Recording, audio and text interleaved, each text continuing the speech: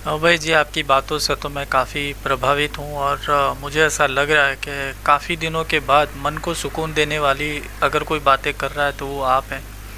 आपने कहा कि आपको बाबा की उपाधि ना दी जाए, तो मैं बिल्कुल से नहीं देना चाहूँगा और गलती से भी इस शब्द का इस्तेमाल नहीं करना चाहूँगा, क्योंकि आपका जो थिंकिंग लेवल है वो एक अलग ही स्तर पे लग रहा है।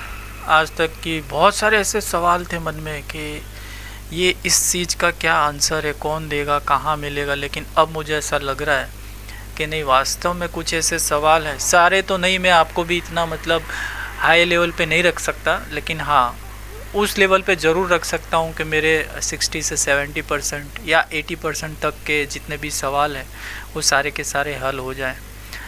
तो मैं तो कोशिश करूँगा कि एक बार आपसे मिलूँ, आपसे बातें करूँ, मेरे सवालों को प्रस्तुत करूँ और उसका निराकरण का, और मुझे पूरा विश्वास है कि आप उन सारे सवालों को जवाब दे सकते हैं। मैं एक सवाल, अगर आप तक अगर ये भविष्य में कभी वीडियो पहुँचे तो मेरा एक सवाल ये है कि जो उच्चारण पे आप पूरा साइंटिफिक कैलकुलेशन लगा रहे हैं कि इस चीज़ का इस प्रकार से उच्चारण करना चाहिए, तो क्या आपने किसी एक ऐसे मंत्र पे या क्या किसी एक अक्षर पे या किसी एक शब्द पे आपने कोई पर्टिकुलर थीसिस या थियरी अप्लाई की है, या उसका आपने पूरा थीसिस बनाया है? क्या थियोरेटिकल या प्रैक्टिकली आप उसे एक्सप्लेन कर सकते हैं?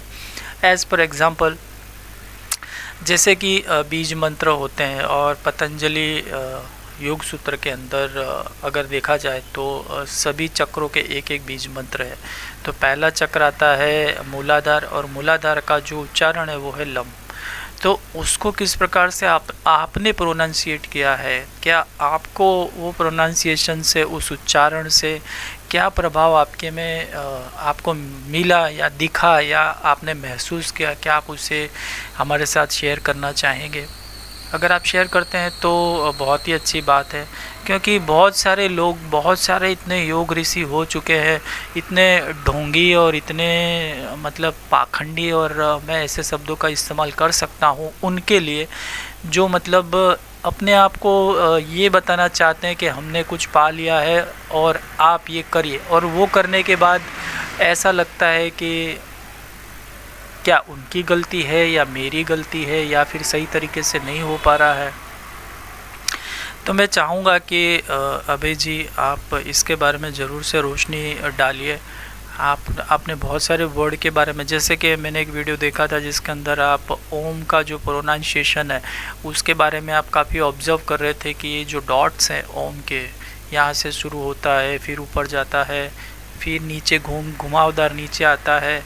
तो बिल्कुल से सेम थिंकिंग मेरी भी मैच हो रही, क्योंकि मैं भी काफ़ी सालों से इस चीज़ के बारे में बिल्कुल से सोचता था कि जितने भी शब्द बने हैं वो ऐसे ही नहीं बने, और बने हैं तो वही शब्द क्यों बने हैं, और उस शब्द का इस्तेमाल करने से क्या प्रभाव होता है। अब जैसे कि उदाहरण के रूप में क ख ग घ ये सारी चीज़ें बनी है, लेकिन वो सभी का वो मंत्र में उल्लेख नहीं है। अगर आपको किसी मंत्र के बारे में, किसी मंत्र के अंदर जाना है या किसी मंत्र के को बनाना है या बना है, जो भी मंत्र बना है जिसका इस्तेमाल कर रहे हैं, तो वो उसमें से पर्टिकुलर एक चीज़ को, मतलब एक शब्द को या एक अक्षर को लेके ही बना है, तो क्यों उस अक्षर को लिया गया है? उस मंत्र के लिए वो अक्षर क्यों? तो वो सारे सवालों के जवाब शायद आपकी तरफ से मिल सकते हैं। तो अगर आपके पास ये मेरा वीडियो पहुंचता है तो आप मुझे क्या, सभी को बताइए, क्योंकि बहुत सारे लोगों को भ्रमित किया जा रहा है इसके बारे में। तो मैं चाहूँगा कि आप इसका ज़रूर से निराकरण करें, निदान करें। दूसरा, अगर आप गुजरात कभी आते हैं तो आप किस प्रकार से मैं आपको मिल सकता हूँ, या देखिए आप जहाँ पर हैं, मेरी भी कुछ कंडीशंस हैं, मैं ऐसे वीडियो पे मतलब बोलना नहीं चाहता, लेकिन कुछ ऐसे बंधन है जिसके अंदर आप अभी फ़िलहाल नहीं आ सकता आपके पास। वैसी इच्छा तो काफ़ी हो रही है, लेकिन अगर आप गुजरात आ रहे हैं या करीबी क्षेत्र में आ रहे हैं मैं अहमदाबाद से हूँ, अगर आप इस क्षेत्र में आ रहे हैं तो इस नादान को ज़रूर से याद रखिएगा। और तो मैं क्या बोल सकता हूँ, मेरे पास शब्द नहीं है आपकी व्याख्यान करने के लिए। आपके जितने भी वीडियो देखे हैं मैंने, उसके अंदर जो आपकी निश्चलता है वो दिखाई देती है, सत्यता का आभास होता है।